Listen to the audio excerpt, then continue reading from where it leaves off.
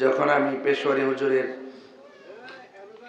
যখন আমি শান বলতাম, নামটা নিলেই তারা চোখের পানি ফেলে কান্না করে দিত। কারণ এই দেশটাকে তিনি ঘাম দিয়ে, রক্ত দিয়ে, প্রেম দিয়ে, ভালোবাসা দিয়ে এই দেশের মাটিকে কিনে নিয়েছেন। কথা বলেন ঠিক কি? টাকা দিয়ে সব মাটি কিনলে এই মাটি আপনার সাথে বেঈমানি করবে। কারণ এই মাটি আপনার সাথে ভালো মন্দের কোনো পার্থক্য নির্ণয় করতে পারে না।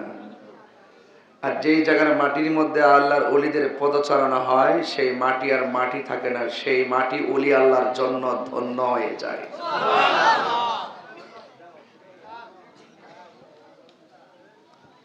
আপনারা মাধবপুর মানুষ খুব সৌভাগ্যবান, একদম ফ্রেশ আকীদা সম্পন্ন পীরের মুরিদ আপনারা। যেই দরবারে আকীদার মধ্যে চুল পরিমাণ কোনো সন্দেহ নাই। কেন আপনারা কি ভুলে গেছেন? এই দেশে কম বহস মোনাজারা হয়েছে, কোনো বেড়াইতে কিন্তু পাওয়া গেছে না যে দালিলিক লড়াই করবে। পেশোয়ারি হুজুরকে পাওয়া গেছে। তিনি ঈমানকে প্রতিষ্ঠা করার জন্য ঘামও জড়াইছে, রক্ত জড়াইছে। একটা কথা মনে রাখবেন, যারা বেশি হকের পথে থাকবে, সত্যের পথে থাকবে, দেখবেন তাদের মুসিবত বেশি, শত্রু বেশি। কথা বলেন ঠিক কিনা? এগুলা পরীক্ষিত, ঘাবড়ানো যাবে না, এটা সাময়িকের পরীক্ষা। কথা বলেন ঠিক কিনা? পেশোয়ারের দরবার কোন দলের দালালি করে না। আহলে সুন্নাত ওয়াল জামাত কোন দলের দালালি করে না। আহলে সুন্নাত ওয়াল জামাত সুন্নিয়তকে প্রসার আর প্রতিষ্ঠিত করার জন্য সংগ্রাম করে। আমাদেরকে বুঝতে হবে, সুন্নিরা কোন দলের দালালি করে না, সুন্নিরা নবীর মহব্বতের প্রেমের দালালি করে।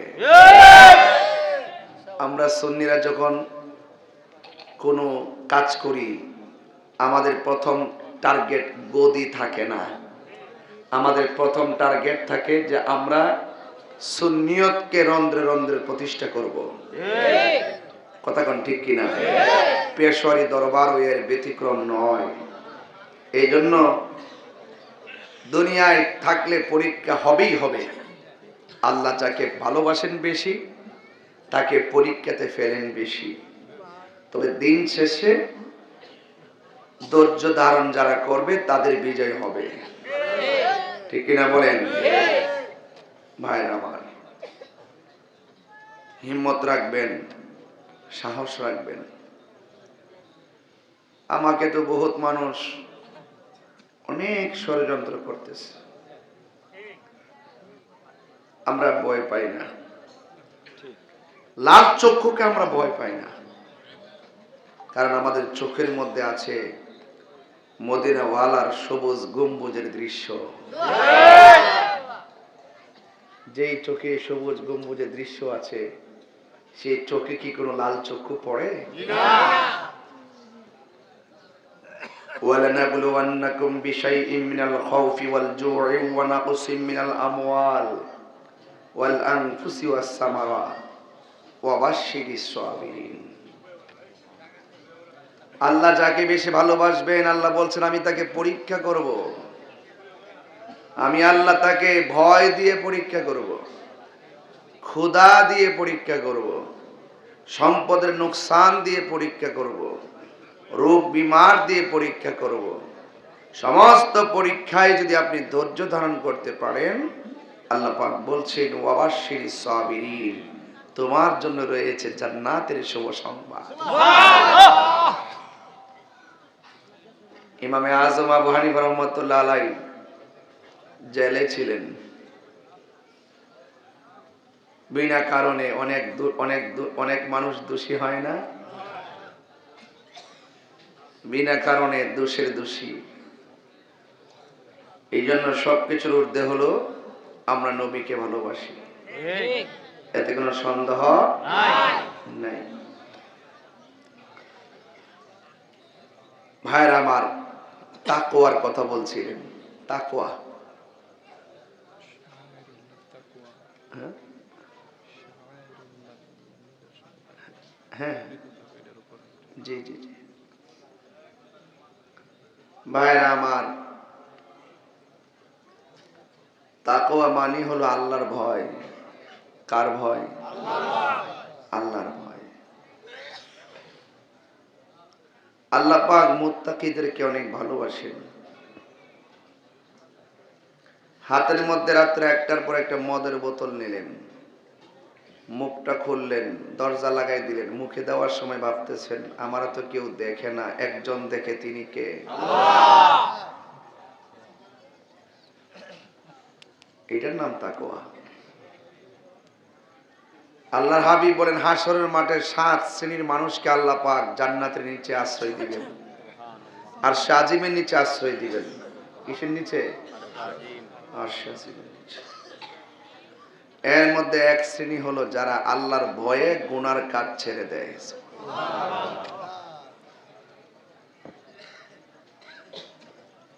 কেউ দেখে না, দেখে কে? আল্লাহ। আল্লাহ বলছেন আমি আল্লাহকে যে ভয় করবে, আমি আল্লাহ তাদেরকে 2টা জান্নাত দিব। কয়টা জান্নাত? 2টা জান্নাত। বাহ! সবার পরে যে লোকটা জান্নাতে যাবে তার জান্নাতের বিবরণ শুনলে আপনারা পাগল হয়ে যাবেন। সবার শেষে জাহান্নাম থেকে যে লোকটা জান্নাতে যাবে, জান্নাত অনেক বড় নিয়ামত। এই জন্য আল্লাহ পাক রব্বুল আলামিন বলছেন ওয়ালিমান খাফা মাকাম রাব্বিহি জান্নাতান, যারা আল্লাহ পাককে ভয় করবে আল্লাহ পাক তাদের জন্য 2টা জান্নাত দিয়ে দিবেন। সুবহানাল্লাহ। আর এই পৃথিবীর মধ্যে সবচাইতে আল্লাহকে ভয় করে বেশি আলেমরা। কে ভয় করে? আলেমরা। এই জন্য আলেমদেরকে শ্রদ্ধা করেন, আপনারা খুব শ্রদ্ধা করেন, এটা আমি দেখছি। আর এই আদবগুলো আপনারা পাইছেন পেশোয়ারি হুজুর থেকে। কথা বলেন ঠিক কি না? ভাইরা আমার, আল্লাহ পাক রব্বুল আলামিন কোরআনুল কারীমের মধ্যে বলেছেন যালিকাল কিতাবু লা রাইবা ফীহি হুদাল লিল মুত্তাকিন।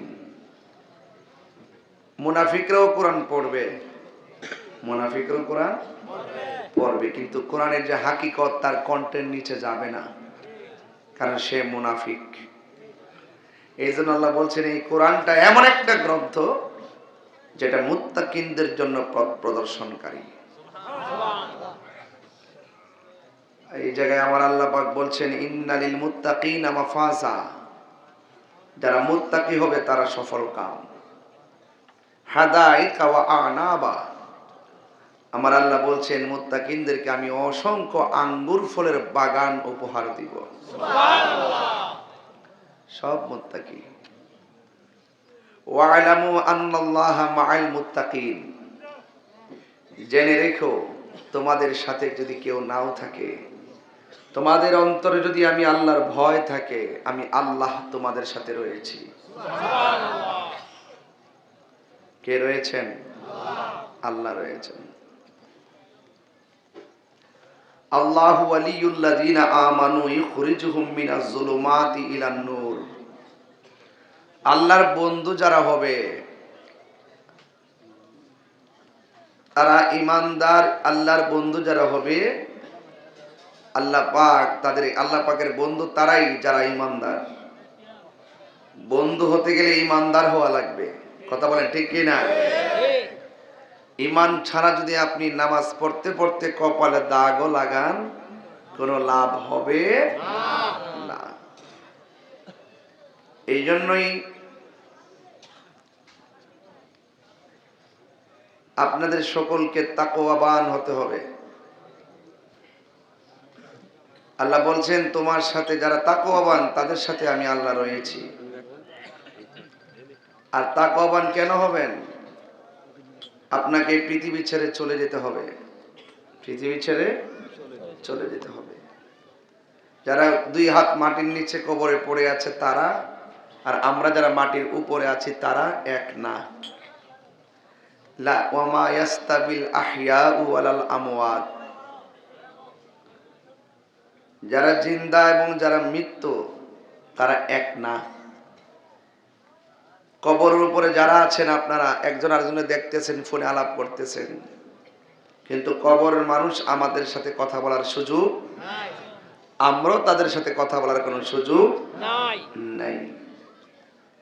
এই জন্য আল্লাহ বলছেন যে 2 হাত নিচে কবর, কেউ জানে না তারা কেমন আছে। হ্যাঁ, ইন্নাল্লাহা ইউসমিউ মান ইয়াশা, নিশ্চয় আল্লাহ পাক যাকে ইচ্ছা করেন তাকে কবরের নিচে কি হচ্ছে তা দেখার ক্ষমতা দান করেন।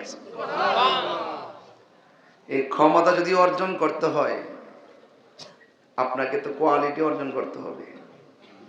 আল্লাহ বলছেন এই ক্ষমতা অর্জন যারা করবে তারা 2টা জিনিস হৃদয়ে ধারণ করা লাগবে। আর এই 2টা জিনিস যদি ধারণ করতে না পারে তারা ক্ষতিগ্রস্ত। ইন্নাল ইনসানা লাফি খুসর, নিশ্চয় সব মানুষ ক্ষতিগ্রস্ত। ইল্লাল্লাযীনা আমানু ওয়া আমিলুস সালিহাত, যারা ঈমানদার এবং যারা নেক আমল করে তারা ছাড়া যত মানুষ আছে সব ক্ষতিগ্রস্ত। যেখানে যান সেখানে ঈমান, সেখানে কি ঈমান। তো ঈমান ছাড়া আমলের কোনো মূল্য নাই। এই জন্য আমি মাঝে মাঝে বলি আল্লাহ মানা নবী মানা নয়, নবী মানলেই আল্লাহ মানা হয়। জোরে বলেন না সুবহানাল্লাহ। তাইলে আমার কথা কি ক্লিয়ার আপনার এই পর্যন্ত? এই পর্যন্ত পরিষ্কার তো? তাহলে ভয় করব একজনকে, জবান খুলে বলুন তিনি কে? আল্লাহ। আর বড় করে বলুন তিনি কে? আল্লাহ।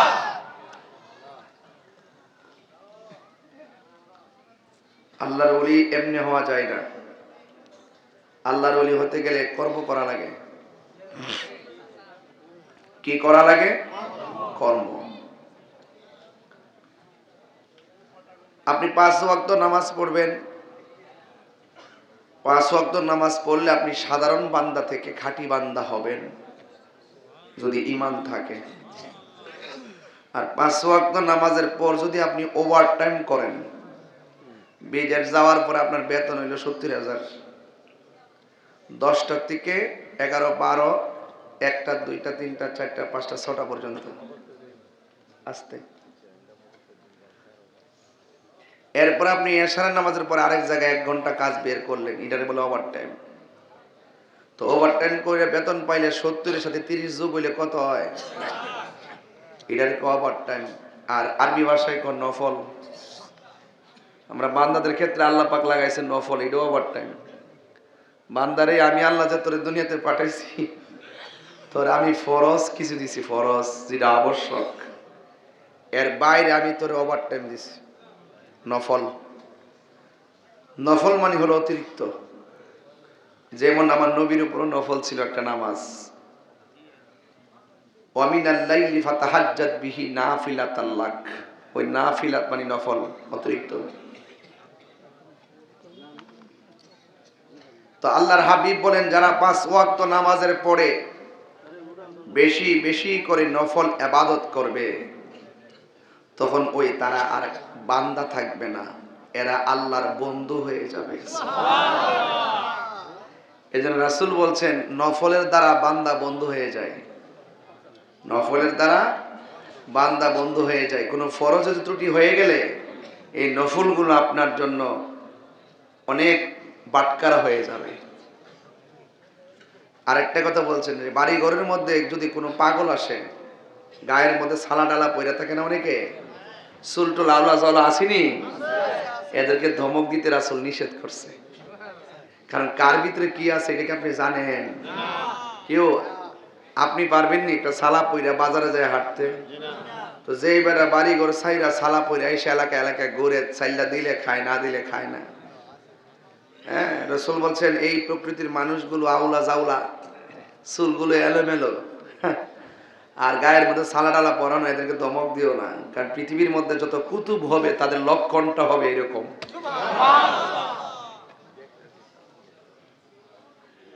এই জন্য আদবে আউলিয়া, আদবে আউলিয়া। তো আজকে যারা আল্লাহকে ভয় করে, নবীকে মহব্বত করে উলি হয়ে গেছেন, যাদের জায়গায় হাজার হাজার মানুষ জিয়ারতে যায়, আজকে ওই ওলি আল্লাহর মাজারকে ভাঙ্গার জন্য ষড়যন্ত্র শুরু হয়েছে। আমার পূর্বের আলোচক খুব সুন্দর দৃষ্টান্ত দিয়েছেন। মাজার জিয়ারত করার পরে তোমরা আমরা মাজার পূজারি কইটা আমরা মানছি, এটা আমরা মানছি।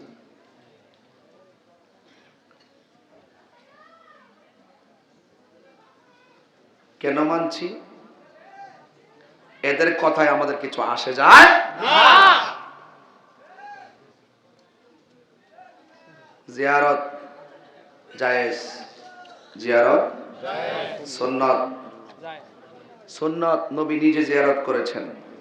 সুবহানাল্লাহ। কবর জিয়ারত করছেন কিনা? নবীকে নিষেধ করেছেন? রাসূল পাক সাল্লাল্লাহু আলাইহি ওয়াসাল্লাম নিজে রওজা মুবারকে জিয়ারতের জন্য উৎসাহিত করেছেন, কবর জিয়ারতের জন্য উৎসাহিত করেছেন। কারণ কবর জিয়ারত করলে আখিরাতের কথা স্মরণ হয়, দিলটা নরম হয়। হয় কি হয় না? হয়। আল্লাহর ওলিরা, আচ্ছা আমি কথা বলতেছি, আপনার খারাপ লাগতেছে?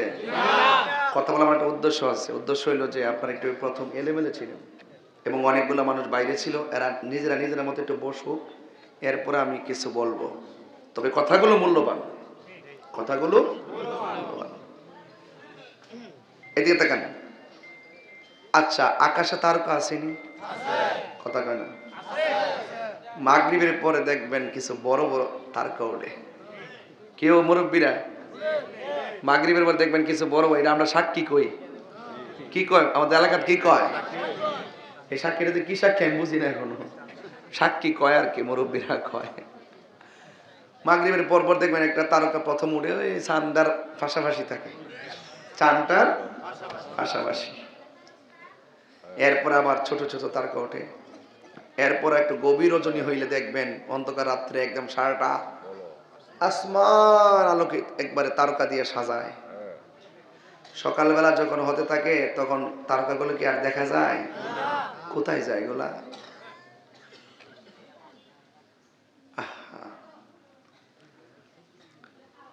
ওয়ালাকাদ যায়্যানাস সামাআদ দুনিয়া বিমাসাবিহ। আল্লাহ পাক আসমানটাকে আলোকোজ্জ্বল অনেক তারকা দিয়ে সুসজ্জিত করেছেন একমাত্র বান্দাদের জন্য। কি আল্লাহর কোনো লাভ আছে? বান্দাদের জন্য।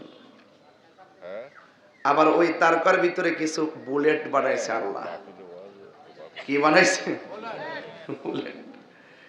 সুন্দর কথা বলার চেষ্টা করতেছি, কিন্তু খেয়াল করবেন আমি কিন্তু এত বুঝি সুঝি না। কিছু বুলেট বানাইছে, কোরআন শরীফের মধ্যে আছে, ওই সূরার মধ্যে পরের আয়াতে আছে। এই বুলেট গুলো হলো শয়তানের জন্য ক্ষেপণাস্ত্র। শয়তানগুলোকে এগুলো দিয়ে শিকার করা হয়। এই মুরব্বী বয়স্ক মানুষ যারা আছেন দেখবেন, এটা কি মাদকপুর না? ওইদিকে কি গাগটিয়া? তাহলে মিলাই দেই। কোন কোন সময় দেখবেন মাগরিবের পরে কিংবা গভীর রজনীতে দেখবেন রাত্রে বাইরে হুট করে মাধবপুর থেকে একটা রক্ষা উঠে ওইটা যায় গাগুটিয়া যায় নামে, এরকম একটা আলো দেখা যায় কি যায় না? কথা কয় না? সত্য। অনেক নজরে পড়েন এরকম এক জায়গাতে হুট করে আগুনটা জ্বললে ওখানে পরে আবার শেষ। আচ্ছা আরেকটা, তাহলে আরেকটা দৃষ্টান্ত, এটা একটু কঠিন হইতে পারে, অনেকে নাও দেখতে পারে। আচ্ছা আকাশে বিজলি দেয় কিনা? বিজলিটা দেখা যায়, কি যে পরে এটা দেখা যায়? এটার কি তা পরে যে জালালি আর জামালি জিনিস দুইটা। জালালি আর জামালি একটু পরে যাব ওখানে, যে আমি বেলায়েত আলোচনা করব, একটু বোঝাচ্ছি। আসমানের মধ্যে তারকা, আসমানের সৌন্দর্য বিভিন্ন কারণে আল্লাহ লাগাইছে।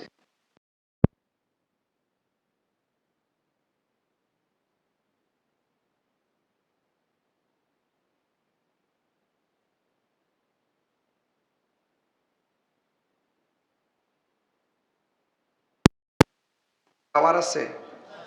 রবি টাওয়ার আছে? টাওয়ার থেকে মোবাইলে নেটওয়ার্ক পাই তো?